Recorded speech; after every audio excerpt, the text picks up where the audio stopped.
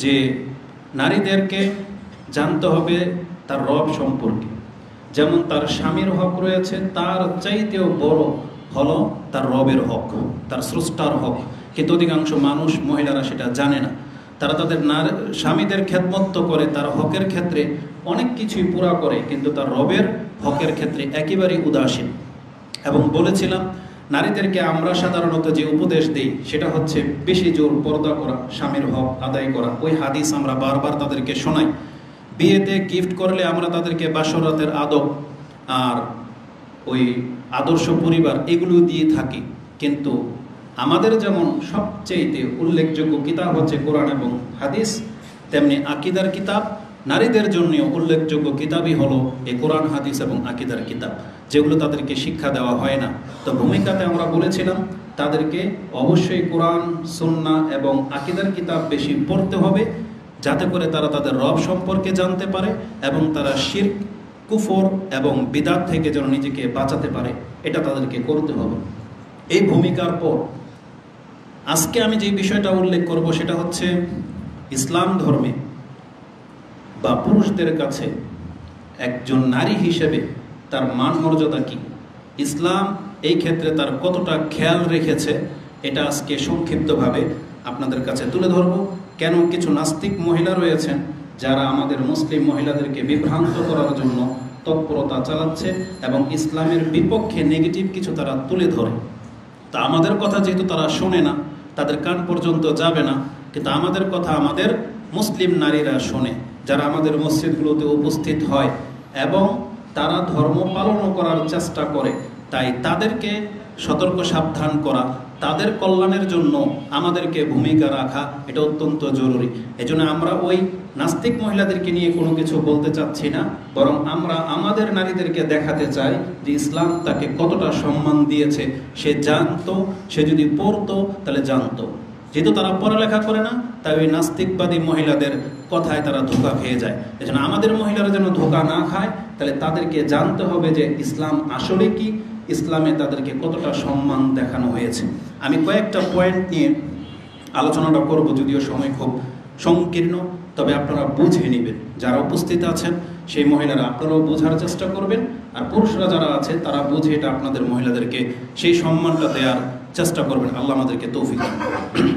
সর্বপ্রথম যেই দিকটি আমি উল্লেখ করব সেটা হচ্ছে মানুষ হিসেবে একজন পুরুষ যেমন সম্মানিত, একজন নারীও একেবারে ওই হুবহু ওই মাপেরই সম্মানিত।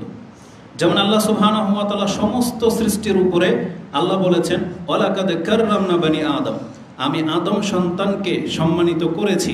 এই আয়াত যেমন একজন পুরুষের জন্য, এই আয়াত একজন নারীর জন্য। তো মানুষ হিসেবে পুরুষ নারী সমান, কোনো তারতম্য কেউ করতে পারবে না।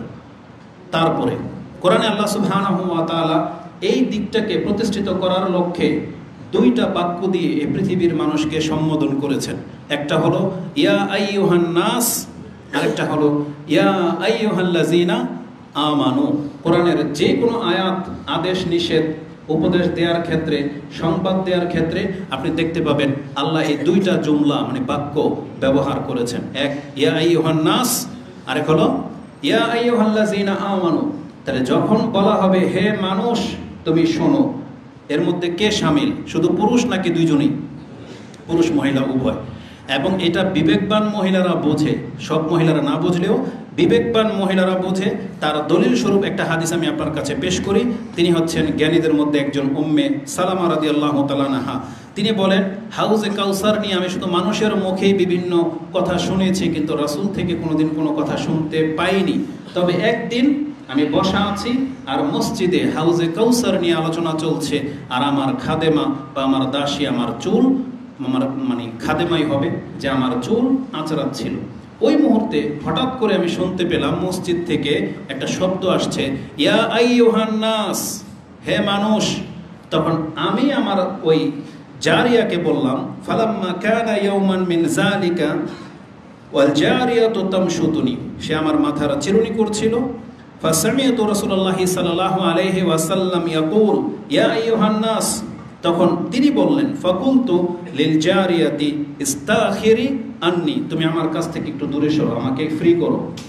তখন সেই খাদেমা মহিলা সে বলেছিল, সেই বালিকা, যে ইন্নামা দা'আর রিজাল, রাসূল তো পুরুষদের সাথে কথা বলতেছেন, পুরুষদেরকে সম্বোধন করে বলেছেন, ওয়ালাম ইউদআন নিসা, রাসূল তো মহিলাদেরকে ডাকেনি।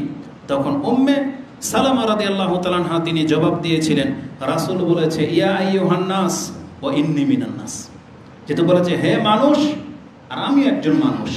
তো তিনি ঘর থেকে, এমন না যে মসজিদে কথা চলতেছে কিন্তু বাহিরে কেউ আছে, রাসূলের আওয়াজ তার কান পর্যন্ত পৌঁছে গেছে, আল্লাহ ডেকেছে, ওই আওয়াজ তার কান পর্যন্ত পৌঁছে গেছে।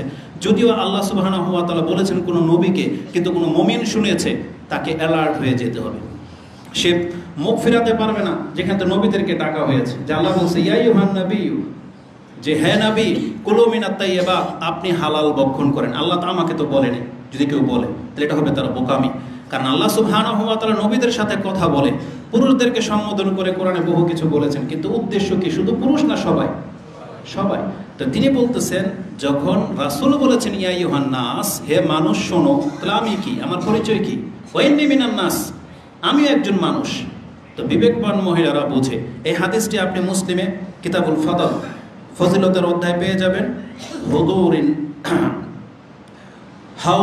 হাউদিন নবী সাল্লাল্লাহু আলাইহি ওয়াসাল্লাম, রাসূলুল্লাহ সাল্লাল্লাহু আলাইহি ওয়াসাল্লামের হাউজের কাউসারের যে মর্যাদা, সেখানে এই হাদিসটি আপনি পেয়ে যাবেন 5868 রয়েছে, মানে 5868। এই হাদিসে আমি যেটা প্রমাণ করতে চেয়েছি, যে মানুষ বলে সম্বোধন করা হয়েছে সেটা পুরুষ মহিলা উভয়কে সমান, সেটা কোরআনে হোক অথবা হাদিস হোক। দ্বিতীয় বাক্য যেটা বলেছে, আল্লাহ বলেছেন ইয়া আইয়ুহাল্লাযীনা আমানু, হে ও হে যে ঈমান এনেছো। এখানে কাকে সম্বোধন করা হয়েছে? শুধু পুরুষদেরকে? পুরুষ মহিলা সবাইকে সম্বোধন করা হয়েছে। তা আমি দেখাতে চেয়েছি, ইসলামের সম্মান দেখানোর ক্ষেত্রে আল্লাহ এমন শব্দ ব্যবহার করেছেন যেটা পুরুষের দিকেও যায়, যেটা নারীদের দিকেও যায়। এজন্য আল্লাহ উভয়কে সমান সম্মান দিয়েছেন। এ থেকে কি প্রমাণ হয়? ইসলামের বিধিবিধান পালন করার ক্ষেত্রে পুরুষ মহিলা সমান। যেই আদেশ আল্লাহ পুরুষকে করেছে সে যেমন পালন করতে বাধ্য, ঠিক মহিলাকে যে আদেশ করা হয়েছে সেও সে আমলগুলো করতে বাধ্য। তবে ব্যতিক্রম হলো আল্লাহর বিধানকে পালন করার ক্ষেত্রে আল্লাহ সুবহানাহু ওয়া তাআলা কিছু কাজকে পুরুষদের জন্য আর কিছু কাজকে মহিলাদের জন্য আলাদাভাবে ব্যক্ত করেছেন। তো যাকে যেইভাবে পালন করতে বলা হয়েছে তাকে সেইভাবে পালন করতে হবে। এই ক্ষেত্রে কোনো পুরুষ কোনো মহিলার এক্সাম্পল টানতে পারবে না, আর কোনো মহিলাও কোনো পুরুষের এক্সাম্পল টানতে পারবে না, মানে উদাহরণ নিজের উপর ফিট করতে পারবে না। যেমন ইসলামের বিধান পালন করার ক্ষেত্রে পুরুষ মহিলা সমান, কিন্তু পর্দা করার ক্ষেত্রে আল্লাহ পুরুষকে চেহারা ঢাকতে বলেনি, কিন্তু মহিলাকে চেহারা ঢাকতে বলেছে। কিন্তু চক্ষু নত করার ক্ষেত্রে পুরুষ মহিলা দুইজনকে বলেছে চক্ষু নত করো, কিন্তু দেহ ঢাকার ক্ষেত্রে আল্লাহ পুরুষকে না বরং মহিলাকে আদেশ করেছেন। তেমনি অলংকারের ক্ষেত্রে আল্লাহ মহিলাদেরকে পারমিশন দিয়ে দিয়েছেন, তারা স্বর্ণ রূপার অলংকার ব্যবহার করতে পারবে, কিন্তু কোনো পুরুষ সেটা ব্যবহার করতে পারবে না। এই ক্ষেত্রে তাদের তারতম্য রয়েছে। মসজিদে এসে জামাতের ক্ষেত্রে পুরুষদের উপরে ফরজ, কিন্তু কোনো মহিলার উপরে জামাত ফরজ করা হয়নি।